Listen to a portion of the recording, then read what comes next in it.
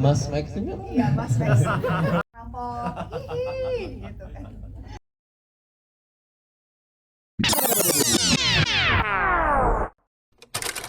Satu. Wow, boleh tepuk tangannya ya. Ini dia official poster Gundik yang akan mulai tayang di tanggal 22 Mei 2025 di bioskop-bioskop kesayangan Anda ya. Sekarang kita persilahkan juga kepada foto dulu boleh Mas Anggi, Mas Gitu kan. Ternyata menjadi Nyai RK di Gundik itu sendiri. Tapi super happy karena memang pada saat aku baca si karakter Nyai ini memang berbeda banget dibandingkan dengan karakter-karakter yang aku pernah mainkan, dan itu menurut aku menjadi satu challenge yang menarik buat aku. Dan juga aku seneng banget gitu ceritanya adalah heist gitu, bahwa nggak cuma sekedar tadinya sempat aku mikir aduh horor lagi ya gitu, tapi ini ceritanya tentang perampok. I was like kayak menarik sekali gitu, dan itu yang membuat aku juga sangat happy mengerjakannya. Dan selama syuting juga happy dan seneng gitu dengan karakternya, karena memang beda banget. Walaupun karakternya agak sulit buat aku, tapi pas lihat hasilnya tuh kayak wow, seru sekali filmnya gitu, dan editingnya, gradingnya, dan karakternya masing-masing yang memberikan warna yang apa ya, semakin kuat lagi dengan ceritanya.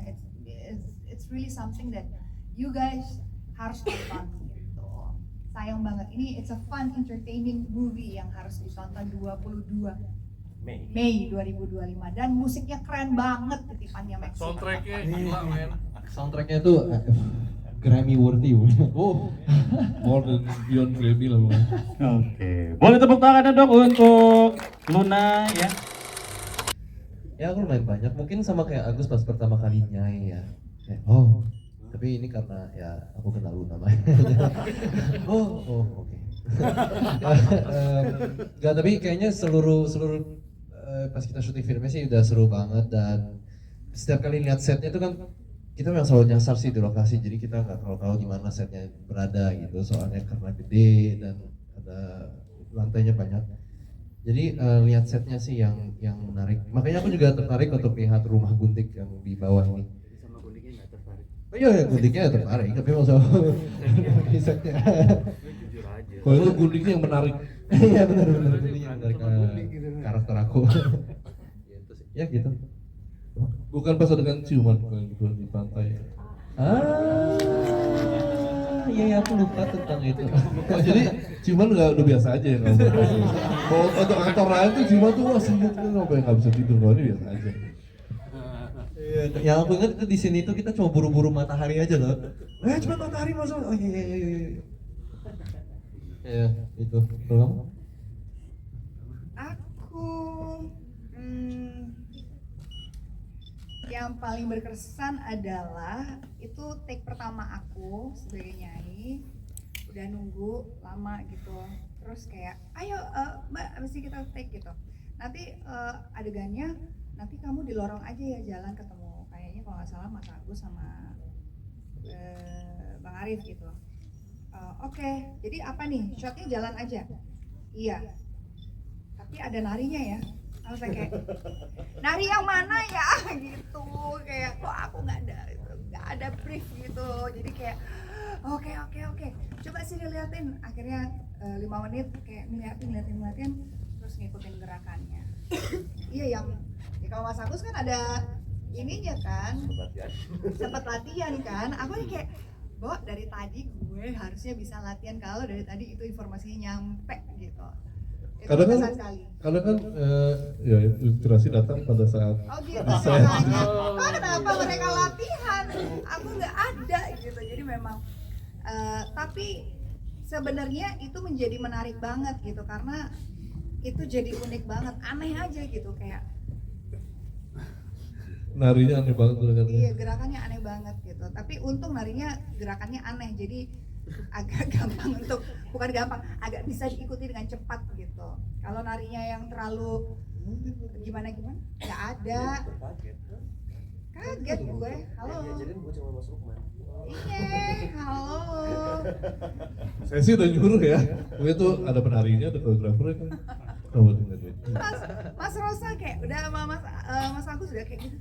Iya nanti kamu ikutin ini. Iya, banget tuh. Astaga. Tapi ya it was really fun. It was really pengalaman yang mengagetkan. Ayam gue disuruh nari gitu. Tapi hanya dikasih tahu pada saat harus masuk set. Jadi sangat berkesan. Oke. Itu kan ya kalau Gundik itu lah istri simpanan ya, istri simpanan para raja-raja, para pejabat dengan semuanya Gundik gitu ya. Nah, raja-raja di Nusantara kan secara ya mitosnya atau legenda atau ya sejarawan juga bilang mempunyai hubungan gelap dengan Nyi Roro Kidul gitu kan. Jadi saya menganggapnya adalah Nyi Roro Kidul itu adalah Gundiknya para raja-raja di Nusantara gitu kan. Jadi ya istri simpanan dari dunia lain lah gitu nanti si tema Gundik itu di sini gitu kan.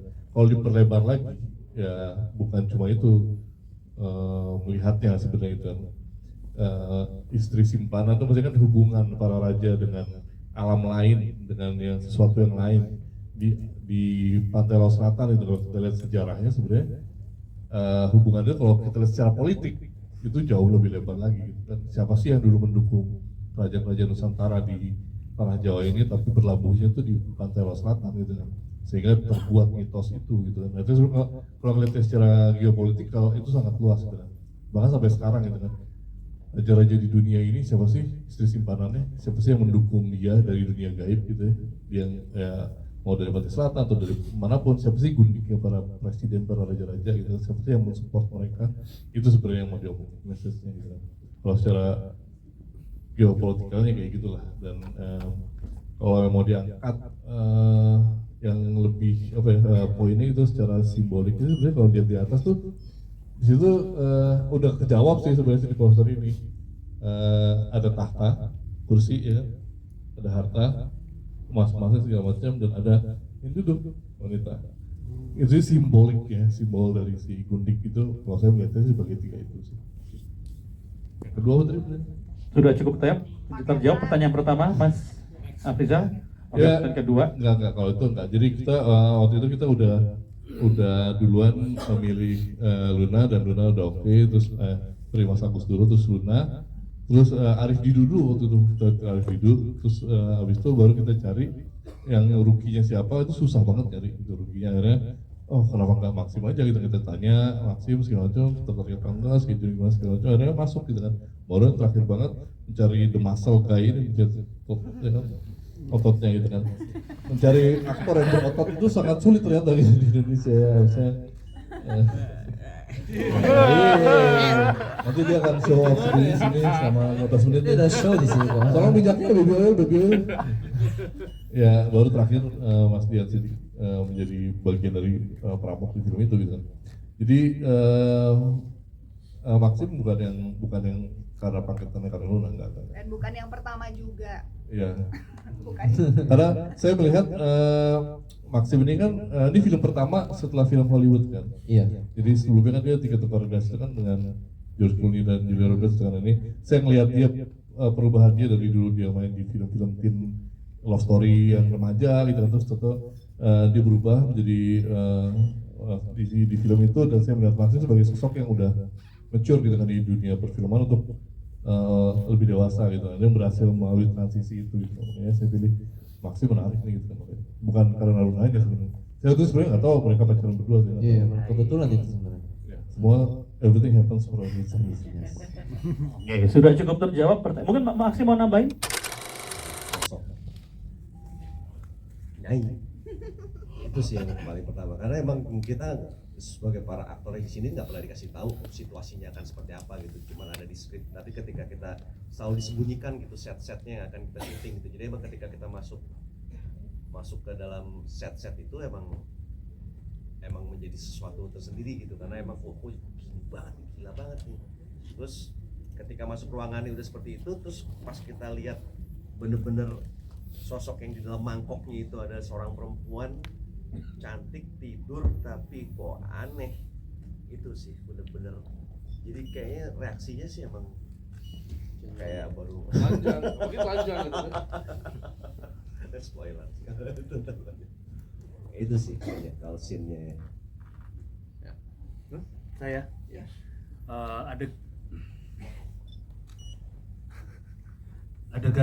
adegan yang paling membekas buat saya itu waktu bertarung melawan Nyai. Nah, itu paling berkesan. Kalau setannya orang lain kan, ya, ini setannya lu nama ayam ya. Ayo deh, ya, itu aja sih. Filmnya independen aja, film kecil, budgetnya kecil, yuk kita bikin film indie, semangatnya indie gitu kan. Tapi ternyata berhubung dia nggak bisa schedule apa segala macam, akhirnya kita nggak menemukan yang tepat, iseng-iseng aja WhatsApp Luna kan. Foto WhatsApp tuh gemeter tuh kan, dibalas dibaca kayak gitu. Alhamdulillah dibalas gitu kan, hari kita ketemuan di Pacific Place ya. Oh di sushi dulu, sushi yang itu yang saya nyasar itu pokoknya. Yang sana nyasar pokoknya. Terus saya di sana, terus saya bilang dia mau kita bikin heist movie dan dia mikirnya dia mau jadi perampok, dude gitu kan. Yang jadi nyainya dipikir Maxim gitu kan. Akhirnya ya udah Luna Excited banget itu jadinya ya. ya kan? Ya kan? Aku belum tahu artinya gundik apaan tadi. Oh, itu. Ya kalau jadi nyai jadinya kucing. Ya akhirnya Luna mau, alhamdulillah. Tapi langsung production budgetnya kita kurangin karena fee-nya dia gede banget gitu. Enggak, gue dapet fee-nya kecil banget, tapi nombok ya, masukin. Ada produser tertentu yang ngomong itu biarin. Ya terus akhirnya Luna bersedia, terus dia baca dulu skenario-nya segala macam, dan langsung jalan dari sana. Jadi pertama sih ya karena seorang Luna Maya men. Gue sih murahan aja, gue diajak main film, gue ayo aja. Gue kan bukan yang pemilih. Ya tadi lagi ngapa-ngapain juga kan, lagi di Ya kosong. itu dia. Lagi nggak sibuk. Lagi nggak sibuk. Begitulah kira-kira. Oke, teman-teman wartawan ya, sahabat-sahabat media, setelah ini kita akan persilahkan para cast dan semua yang hadir untuk kita sama-sama